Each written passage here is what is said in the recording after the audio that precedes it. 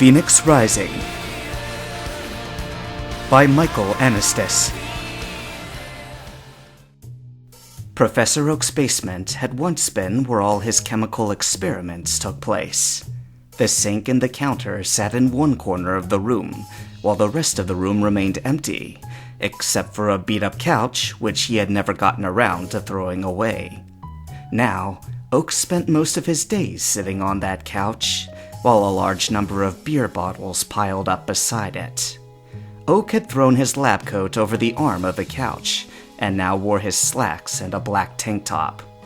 "Wasted away again in Tequila Town," he sang in a raspy voice, and threw another bottle into the pile.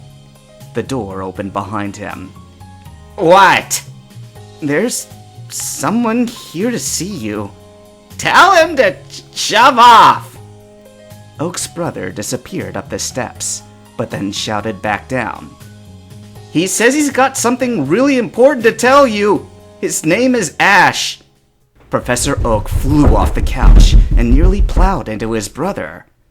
Behind him stood the kid in the sports jacket, wearing a Pokemon League hat and with a Pikachu sitting on top of it. Oak stared, wide-eyed. "Ash?" he choked. "Is that you?" "The one and only." Pikachu." Professor Oak leaned back and would have fallen down the stairs had his brother not caught him. "But you're dead. How?" "Merlin Durai." "Oh, him. That explains everything." Ash rolled his eyes. He himself was the most popular trainer in the leagues, having won 50 matches in a row without defeat, earning 3 championships in the process. And somehow, the kid who had been expelled from the leagues was better known than he. True that Merlin had almost obliterated the leagues when he competed, but it still hurt. "But why? Why did Merlin—" "He needs my help. Haven't you heard of that big hurricane covering the ocean?" "No. I've been in my basement for the past month," he said woozily. "Why don't you... Suddenly, he pitched forward and smashed his head against the table in front of him. His brother bent down and pulled him back to his feet. "Yeah. You think I've had too much to drink?" Ash sighed. The great Professor Oak reduced down to this. He turned around. "I'll be waiting outside." Sure enough, Ninetales was waiting for him on the steps. They were standing on the footbridge that overlooked Oak's aquatic habitat. Ninetales' front legs were crossed in front of her on the railing, much like a human would, as she overlooked a seal sitting on a rock, clapping for no apparent reason. "Oh, how this takes me back," she said to herself. "Running around, doing nothing really worthwhile, not having a care in the world." She sighed as if she was depressed. "I don't know how they do it." Ash walked up beside her and leaned against the railing. "You miss the old life?" "No! Even when I was a Vulpix, I'd always wanted to get out there and fight." She looked Ash in the eyes. "Isn't that why you became a trainer? To see the world?" Ash rubbed the back of his neck. "Well, that was one of my reasons, but I think I was mainly trying to join the leagues because my dad was a trainer." Ninetales nodded like she understood. "That's why my trainer tried to get in the leagues. Ironically, she never made it, so she tried for the Phoenix badge and won." She turned towards Ash. "Forgive me for daydreaming. I spoke with Merlin, who then spoke with Team Rocket. We can leave in 1 hour if you're ready." Ash thought about his mother, but after seeing Professor Oak, he wasn't sure if he wanted to know. "Are Brock and Misty waiting with him?" "They're going with Merlin, whether you are or not." Ash pushed away from the wall. "Lead the way. I'll go with you." While Jesse sat at the bar of the Pin Drop Inn, Merlin had spent close to an hour trying to get his car to start. Sierra Mana, after all, was not his personal piggy bank, and when the treasurers heard that Merlin would be traveling to the coast, they instantly knew what would happen to the car he would take with him. Jesse and Meowth had planned to use the balloon, but Merlin simply stated how insane they were and reminded them of the 120-mile-per-hour winds some cities were receiving. His Arcanine watched from a distance. "You're still working on that thing?" a dark-skinned American man said as he walked up behind him. Merlin looked up and banged his head against the hood. Ah! He rubbed the back of his head and cringed. "Yes, still working on it." He looked down at the engine and cringed at the yellow trail of smoke which emitted from it. This would be so much easier if it wasn't for the fact that the treasurers are a bunch of Scrooges. They think something can get so much as scratched, and they give us cheap crap to work with. He backed away from the car and kicked the bumper, which instantly fell to the ground. "Lousy tightwads!" Without warning, a Gengar materialized in the air between them, facing the black man. "Master, Ash Ketchum and Ninetales are coming from the north, and Meowth from the east. From the information we have gained from them, Team Rocket isn't planning anything. Giovanni has remained silent on the issue, only talking to his Persian. I think it's safe to say that they are on our side after all. Thank you. And stop calling me Master."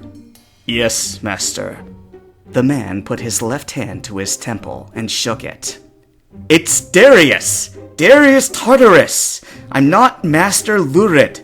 I hate being called that." "Okay, Master. I will call you Darius from now on." "You're serious this time?" "Yes, Master." Darius sighed and recalled Gengar into his Pokeball, just as Ninetales walked into the parking lot, with Ash following behind. Pikachu had taken the usual place on his head. "Ash Ketchum, allow me to introduce you to the other Phoenix trainers. There's Merlin, who you already met. Then there's Darius, and..." She looked around the parking lot, which was vacant except for Merlin's mission vehicle. "It's just the two of you? What happened to everyone else?" "They're waiting for us in Saffron," said Merlin. "Like the smart people they were, they took the bus as far as it would go, rather than wait for me to start this..." He kicked the place where the bumper had once been. "Piece of crap!" Having said those words, the passenger's door fell to the ground. At the same time, the door opened, and out stepped Misty and Brock, followed closely by Jessie. "I still can't believe I'm doing this," muttered Jessie to herself. "If you have something to say, why not share it with the rest of us?" said Merlin with a harsh glare.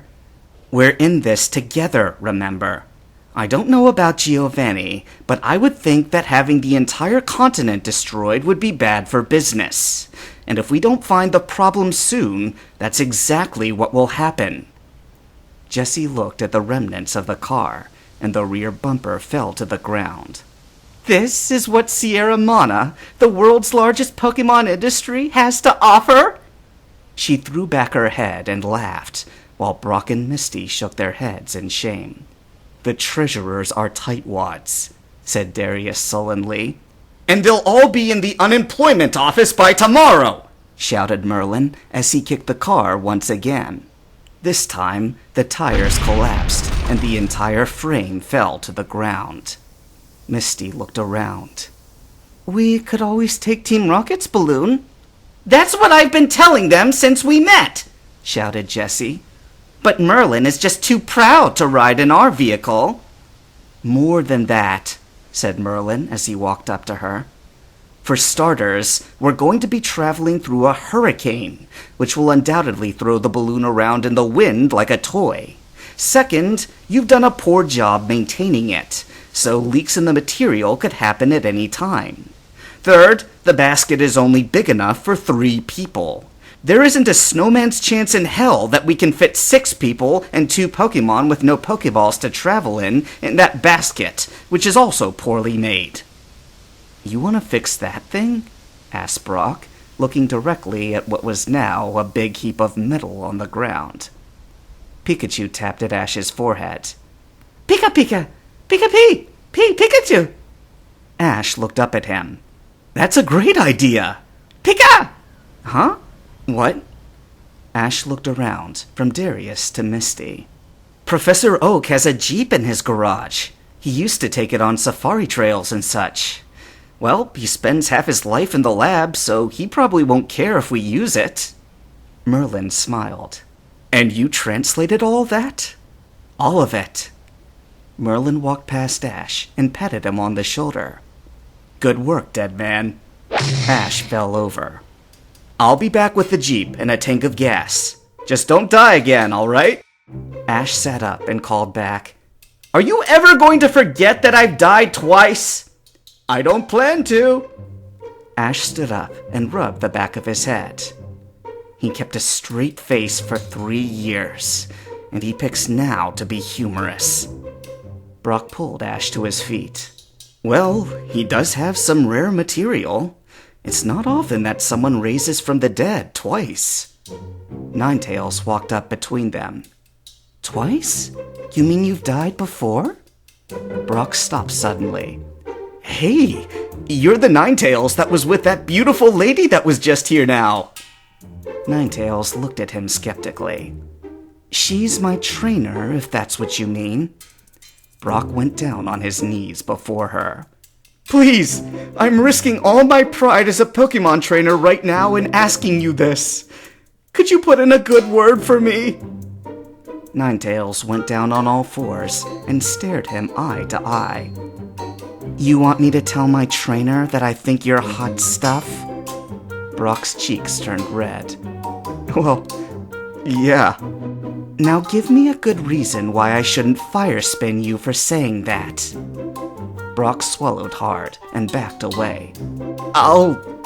You can just forget I asked that, okay? Yeah, right.